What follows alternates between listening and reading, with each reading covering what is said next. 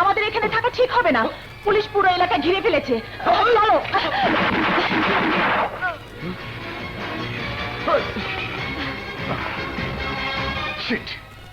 একটু যেন ফসকে গেল।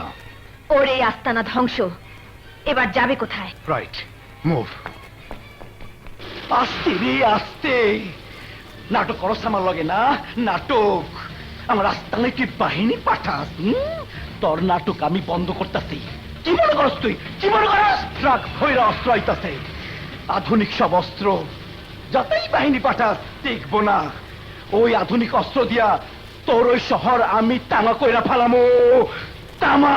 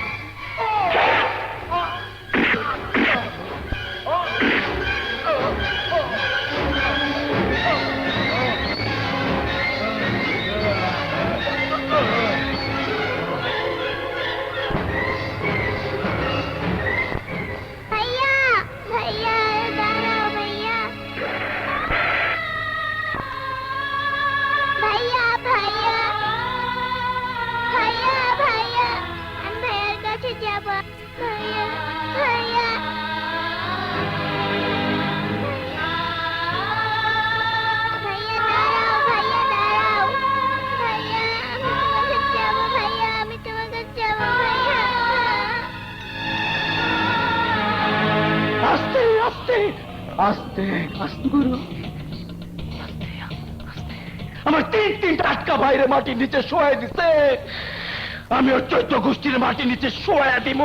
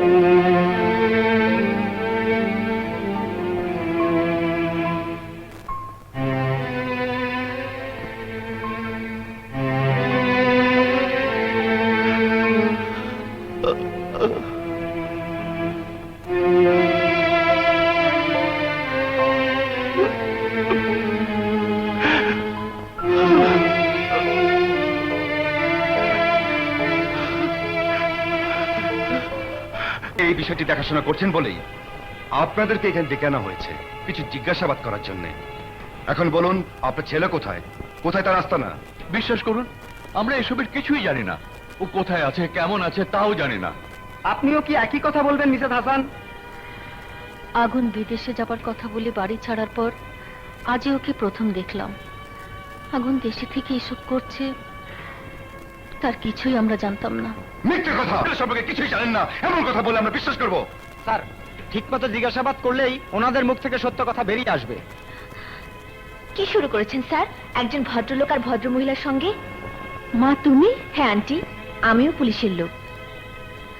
তুমি ওনাদের চেনো? জি স্যার, ভালো করেই চিনি। তদন্তের স্বার্থে দীর্ঘদিন ধরে এই পরিবারের সাথে আমি সম্পর্ক বজায় রেখেছি।